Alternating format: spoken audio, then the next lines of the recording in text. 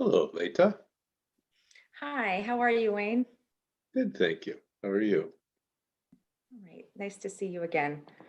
Um, I wanted to ask a question, and I feel like it's a little hard to articulate, but in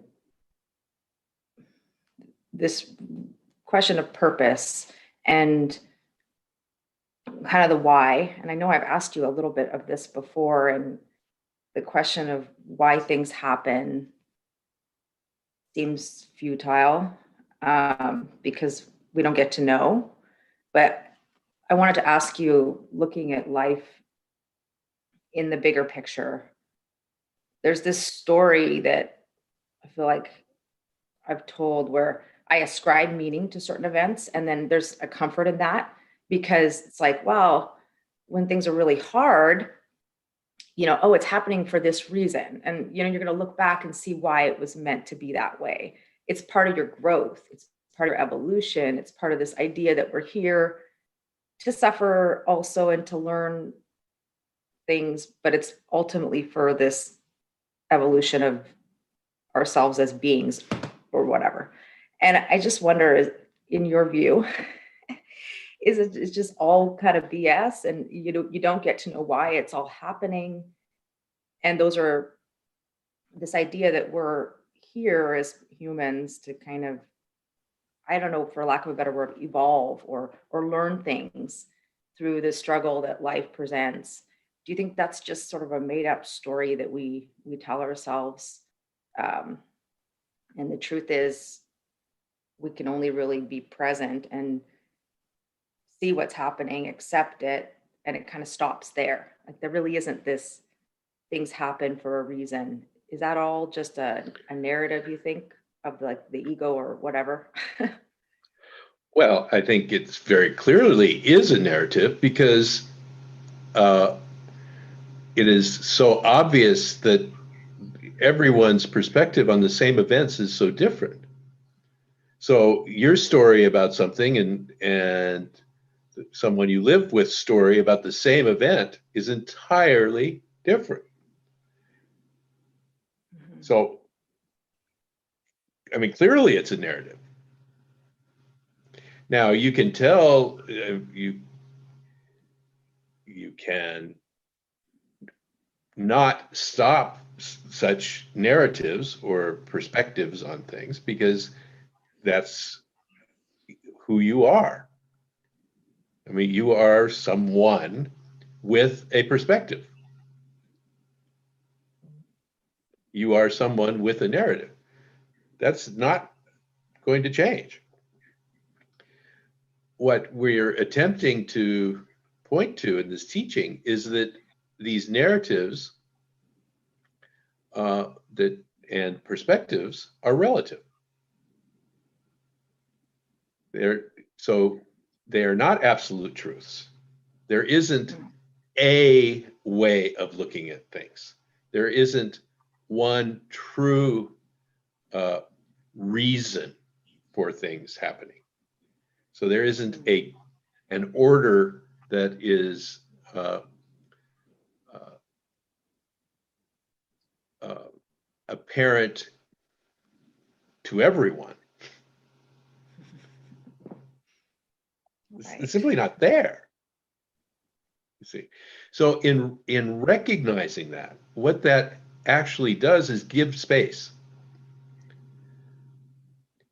And this is something that you know from your own experience because you've struggled with it. As your world gets smaller and smaller as you try and hone in on the truth, on the why, the reason. Mm. And as that happens, you get constricted and there's tension. And that quality of trying to box in and control this wildness, this uncertainty and this questioning, that's it's an excruciatingly difficult job. And for someone who is capable and talented and has abilities to do things, there is this secret hope. I can apply my abilities and my talents and that I've demonstrated in my life to making it work. And so that is kind of the fatal fantasy,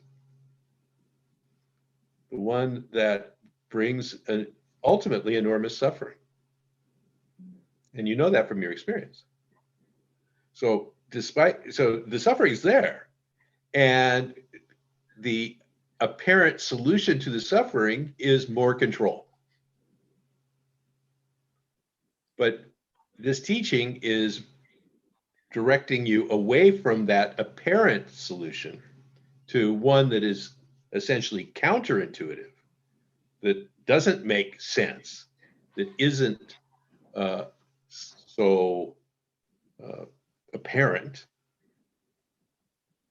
And that is that there is a bigger picture, that there is another way in which this is all put together. And it's not rational and it's not controllable. But in the recognition of this comes release, comes peace, which is all that any of us ever seek, really.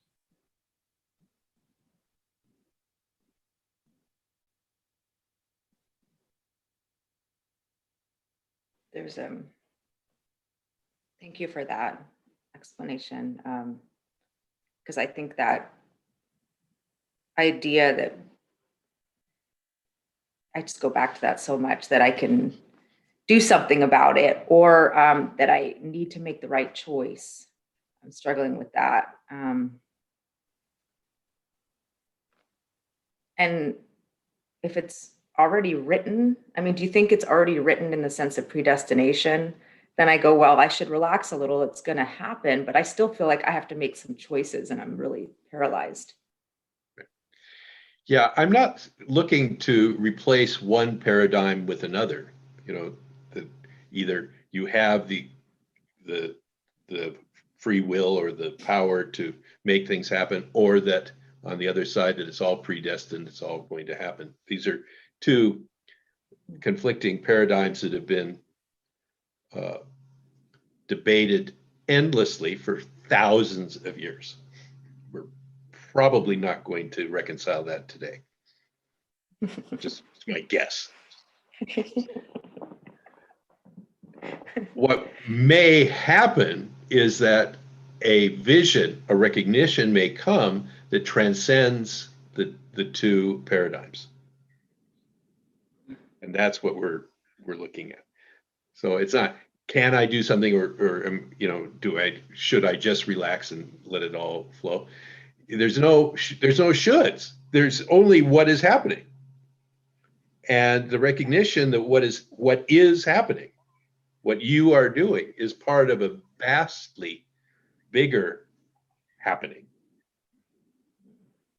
provides the space.